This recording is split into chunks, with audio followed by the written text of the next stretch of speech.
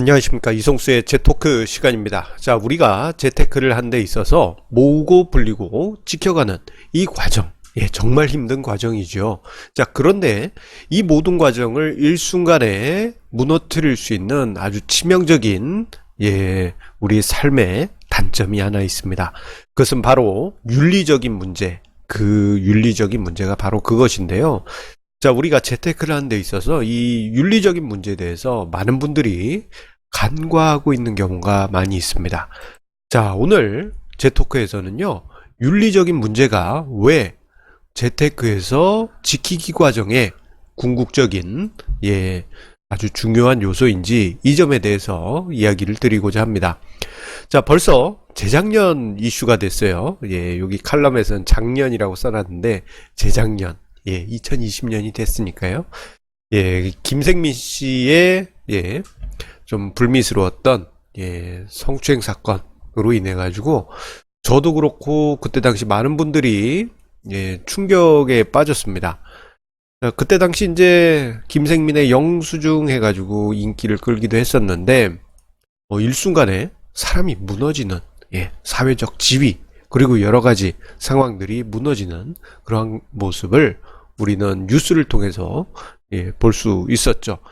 자, 이것을 보더라도 재테크에 있어서 지키기 과정은 윤리라는 측면을 생각하지 않을 수 없다. 요 부분을 다시금 생각했던 중요한 계기입니다. 자, 그런데 우리가 실제 현실에서는 이 윤리 부분을 간과해서 재테크에 있어서 어렵게 쌓았던 재산을 일순간에 무너뜨리는 분들을 많이 볼 수 있습니다. 자, 보통 남자분들 특히 주의하십시오. 남자분들이라고 한다면 일단 제 주변 지인들 중에 상당수 아닙니다. 일부입니다. 일부. 상당수라면 큰일 납니다. 일부입니다. 일부. 자, 일부 지인들은 이상한 곳에 드나드는 지인들이 있어요. 자, 그 지인들, 남자분들 하는 얘기는 남자가 본능이 있는데 그런데 가도 되는 거다. 이런 식의 논리를 펼칩니다. 자, 하지만 저 같은 경우에 이제 이 얘기를 하죠. 뭐 본능 때문에 그런 데 가냐. 그런 데 가서 쓸 돈 있으면 가족들하고 여행을 가거나 그거 모아가지고 식구들하고 외식을 하거나 해라. 그렇게 이야기를 드립니다만, 은근히 많은 유부남 중에 이상한 곳에 가시는 분들 많이 계신 것 같습니다.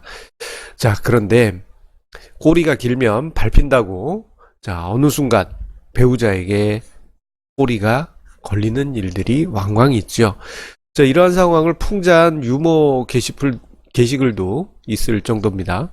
자, 뭐 어떤 이상한 술집에서 비싼 술을 마신 다음에 마담에게 영수증을 알아서 잘 현명하게 만들어줘 라고 했는데 김밥 1000줄 이렇게 영수증을 끊어줘서 배우자에게 딱 걸렸다라는 그런 유머글 아마 예전에 많이 보셨을 것입니다.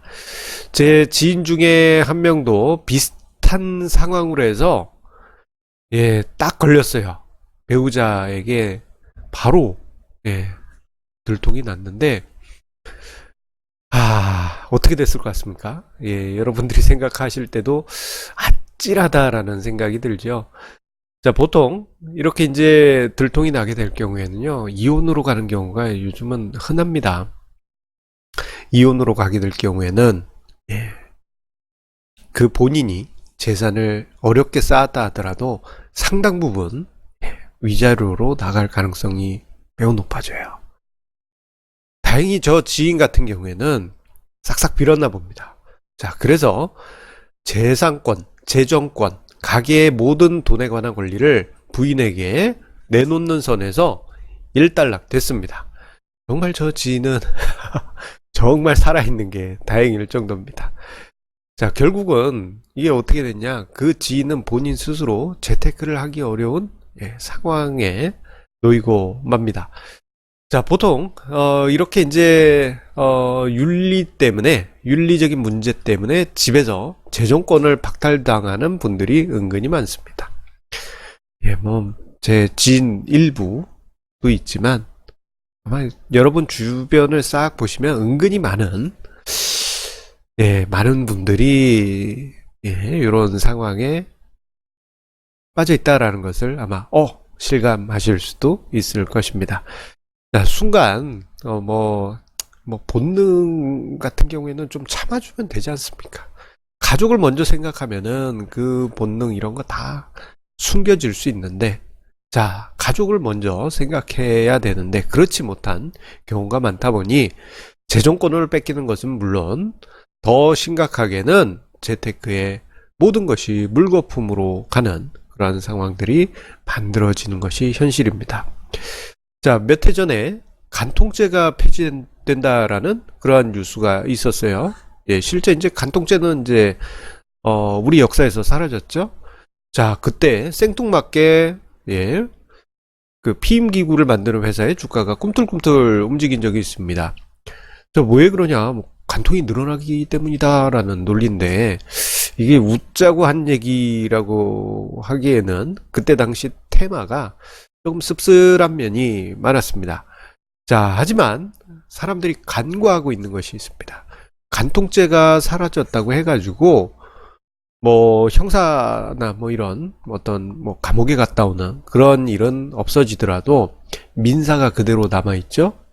불륜에 의해서 가정이 파탄이 났을 때 유책 배우자가 누구냐.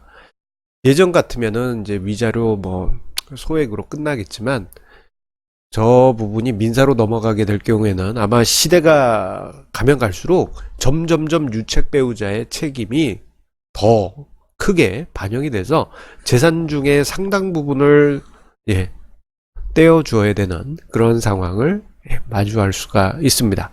즉 어렵게 모으고 불려서 쌓아놓은 여러분의 재산을 여러분의 윤리적인 문제로 인해서 단 한순간에 무너질 수도 있는 것입니다. 자, 그게 이제 마음의 가책을 느끼는 그 큰 문제도 분명 따라야 되겠고요.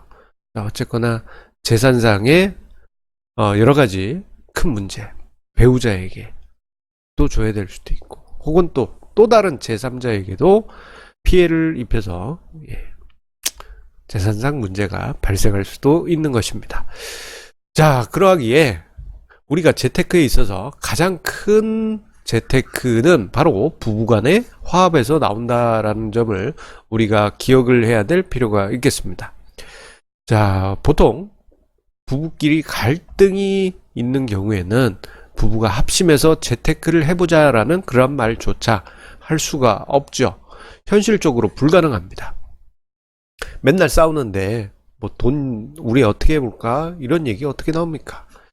자, 예전에 그 쇼생크 탈출 영화 기억하시죠?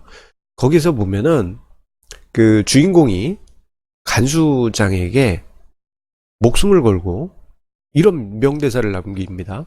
당신의 부인을 믿으십니까? 이런 식의 명대사가 있어요. 자, 그것처럼 배우자 서로 남편이 부인을, 부인이 남편을 서로 믿지 않으면 재테크 자체가 어떻게 할 수가 없어요. 돈이 어디로 셀지 모르기 때문이죠.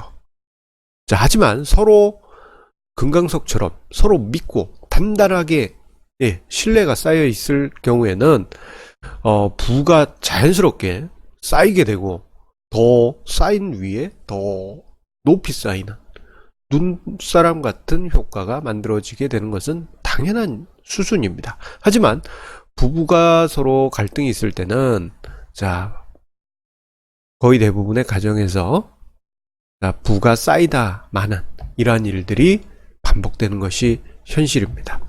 그러하기에 우리가 부부가 화합하고 합신해서 윤리적인 문제가 없는 가정을 만들어 가려고 스스로 노력한다면요, 저절로 돈은 쌓입니다. 최소한 쌓입니다. 엄한데 돈을 안 쓰거든요. 이렇게 이제 서로 남편과 부인과 남편이 서로 호흡을 맞춰서 부창부수 재테크 노력을 이어가다 보면요, 어느 순간 여러분들의 재테크는 큰 산이 되어 있을 것입니다. 자, 이 과정 어려울 수도 있습니다만 부부가 합심하면 그 과정에서 윤리적인 문제를 만들지 않으면 자연스럽게 저 수수는 여러분들 인상에서 만들어져 갈 것입니다. 자, 오늘 이성수의 재토크 좀 진지한 내용이었습니다. 어떻게 보면은 많은 분들이 간과하는 대목이에요. 모으고 불리고 지키는 그 과정에서 지키는 과정의 중요한 키포인트, 바로 윤리에 있다는 점 기억을 하십시오. 일순간에 대부분의 일반적인 남자분들은 일순간에 모든 것을 날릴 수가 있습니다. 왜 남자만 그래요? 뭐 이러실 수도 있는데, 제가 남자다 보니까 주변에 그런 지인들이 좀 많아요. 이해해 주십시오. 자, 그러면 우리 다음 주에 제 토크에서 다시 만나 뵙도록 하겠습니다. 감사합니다.